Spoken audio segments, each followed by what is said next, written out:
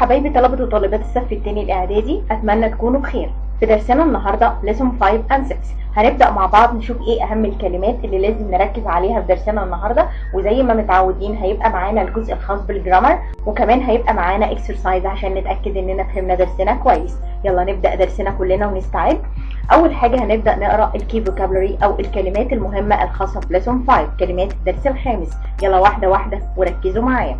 armchair armchair fasten bookshelf bookshelf carpet carpet chest of drawers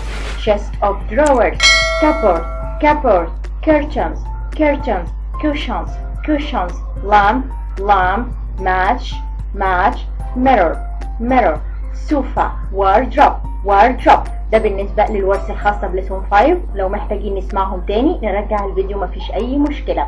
معانا هنا بقى كمان ال preposition of places، حروف جر للمكان. تعالوا مع بعض نبدأ نقرأ حروف الجر دي، وخلي بالكم يا حبايبي حروف الجر دي مهمة في درسنا النهاردة.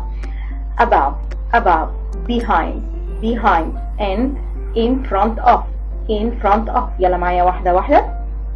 near next to on opposite under. معانا هنا في lesson 6 half past nature reserve pen friend. ده بالنسبة للورثة الخاصة اللي موجودة قدامنا، والمطلوب مننا يا حبايبي زي ما متعودين نحفظهم كويس. يلا نشوف معانا ايه كمان. معانا هنا كمان باقي الورثة الخاصة ب lesson 5. يلا مع بعض نبدأ نقراهم. bathroom bedroom clothes describe description drawer like best. واحدة واحدة وخليكم معايا. picture sunlight. معانا كلمات الدرس السادس. best wishes Cambridge الفيوم enjoy Germany hope information Oxford shopping website work hard. ده بالنسبة للورثة الخاصة بليسون 6، والمطلوب مننا يا حبايبي نحفظهم كويس، ولو محتاجين نسمعهم نرجع الفيديو ونسمعهم، مفيش أي مشكلة. يلا نشوف معانا ايه كمان. معانا هنا الجزء الخاص بالكوريكيشن زي ما احنا متعودين. عندنا الفيرب جيف، احنا عارفين جيف هنا معناها ايه؟ معناها يعطي، ولو جت معانا جيف بنستخدم معاها لايت. give light زي ما احنا شايفين هنا، تعطي ضوء او بيعطي ضوء. keep clothes احفظ الملابس. wash her face. يلا معايا واحدة واحدة again. wash her face watch videos. معايا هنا كمان breakfast break get dressed. يعني ايه الكلام ده؟ يعني نخلي بالنا لو معانا دلوقتي في سؤال اللي تشوز جات لنا sentence او جملة وجي معانا الفيرب get بنستخدم بعده dressed، معناها يرتدي ملابسه. get dressed again، يا ريت تقولوها ورايا. get dressed. practice English sell food and drinks. معناها زي ما احنا شايفين هنا يبيع الأطعمة والمشروبات. again sell food and drinks. visit a friend write a reply to. نفس الكلام لو جه معانا في الجملة أو في السنتنس الفيرب write، كلنا عارفين write معناها يكتب، يبقى نستخدم بعدها a reply to يعني يكتب رد على. very good. يلا نشوف معانا ايه كمان. معانا هنا بقى الجزء الخاص بالوردز والأوبوزيت بتاعتها أو الأنتونيم بتاعتها. يلا مع بعض نبدأ نقرأ الكلمة ونشوف الأنتونيم أو عكسها ايه. comfortable uncomfortable again قولوها معايا. comfortable uncomfortable. nearby far start finish. start عندنا عكسها هنا finish أو الأوبوزيت بتاعها finish. upstairs عكسها downstairs.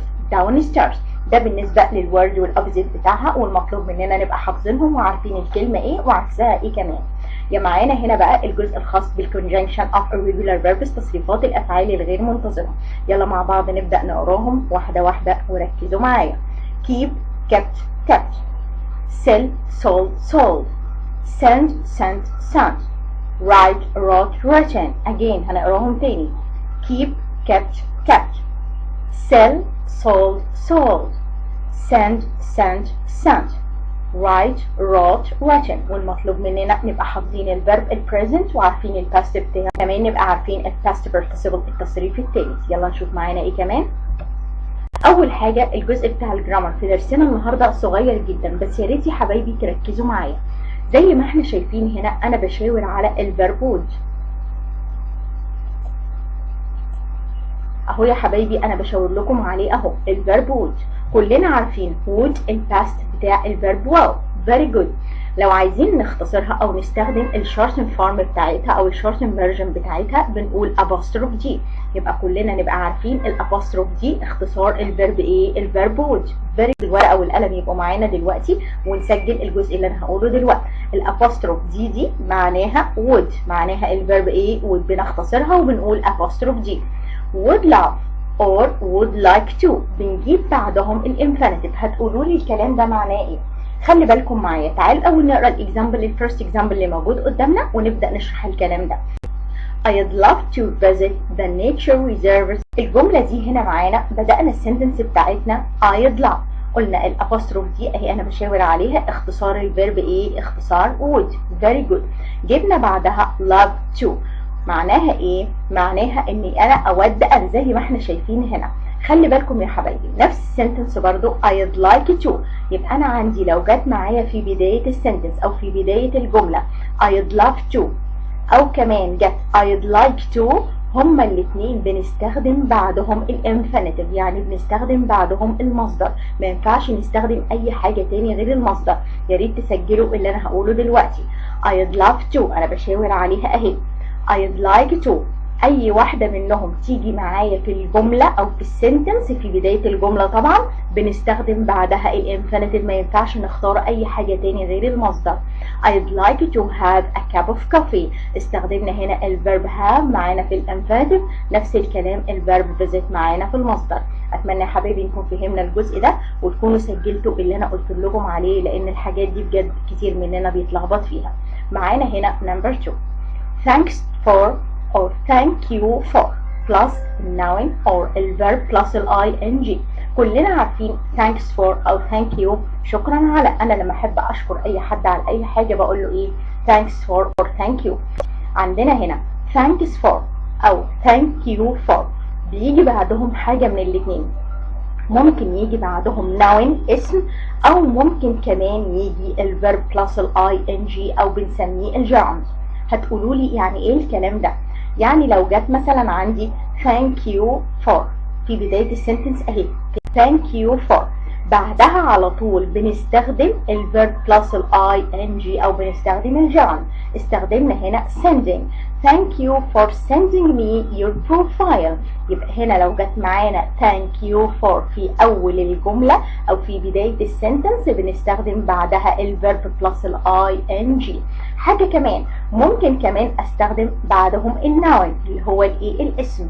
يبقى نخلي بالنا من الجزء ده علشان كتير مننا بيتلخبط فيه. تعالوا نشوف التشيك بوينت اللي موجودة قدامنا. thanks for your. خلي بالكم بقى هنا انا عندي هنا الضمير your. كلنا عارفين ان your دي هنا معانا ضمير، يبقى بعد الضمير لازم استخدم ايه؟ لازم استخدم noun. يبقى هقول ايه؟ help to help helping to helping. انا معايا هنا الضمير، يبقى في الحالة دي انا هستخدم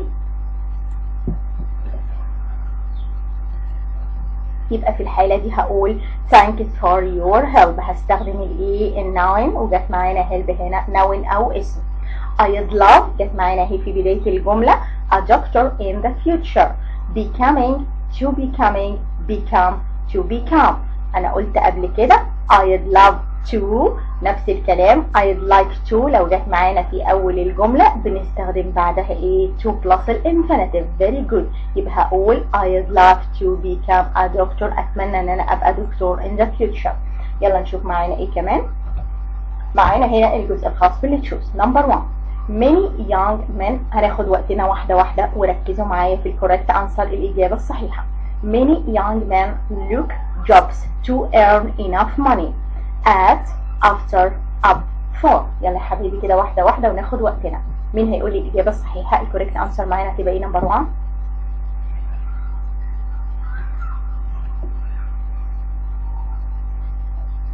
الكوريكت انسر هتبقى معانا look for، وكلنا عارفين look for معناها يبحث عن. excellent.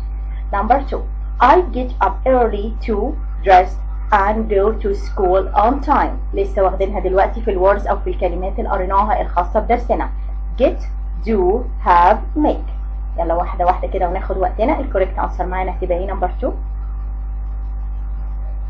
الكوريكت انسر هتبقى to get dressed. very good ومعناها البس وبعد كده اروح المدرسة on time. I'd like to find a friend to practice English with. pencil, ruler, pen, marker. واحدة واحدة حبايبي كده. who can give me the correct answer number 3؟ الإجابة الصح معانا ايه في نمبر 3؟ very good هتبقى معانا هنا Ben friend، وكلنا عارفين Ben friend صديق المرسل. He has a small shop in the city center. He food and drinks. sells, buys, birds, stamps. يلا يا حبايبي لسه قايلينها دلوقتي في الكلمات معانا. واحدة واحدة كده. who can give me the correct answer؟ الإجابة الصح معانا هتبقى ايه؟ very good. He sells foods and drink. Number 5. My friend asked me to write to his email message reply displayed. الكوريكت انسر معانا هتبقى ايه؟ الكوريكت انسر هتبقى معانا write a reply to his email. ابعت له رد على الايميل بتاعه. very good. وبكده يا حبايبي نكون جمعنا كل الحاجات المهمة اللي موجودة معانا lesson 5 and 6. اتمنى نكون فهمناها، والجزء الصغير اللي كان معانا في الجرامر اتمنى نكون سجلناه مع بعض، ولو محتاجين نثبت عليه ونراجعه تاني نراجع الفيديو ومفيش اي مشكلة. نرجع الفيديو ونسمعه تاني مفيش اي مشكلة، ونركز في الحاجات دي لان بجد كتير مننا بيتلخبط فيها. اتمنى يا حبايبي نكون فهمنا درسنا النهارده وعرفنا كل الحاجات المطلوبة مننا ولازم نركز عليها. ولو عجبنا الفيديو ما تنسوش بقى اللايك والاشتراك وتفعيل الجرس عشان توصل لكم كل الدروس الجديدة على قناتنا Time for English. وما تنسوش كمان تشيروا الفيديو لاصحابكم وحبايبكم عشان هم كمان يذاكروا معاكم ويستفادوا. Have a nice day.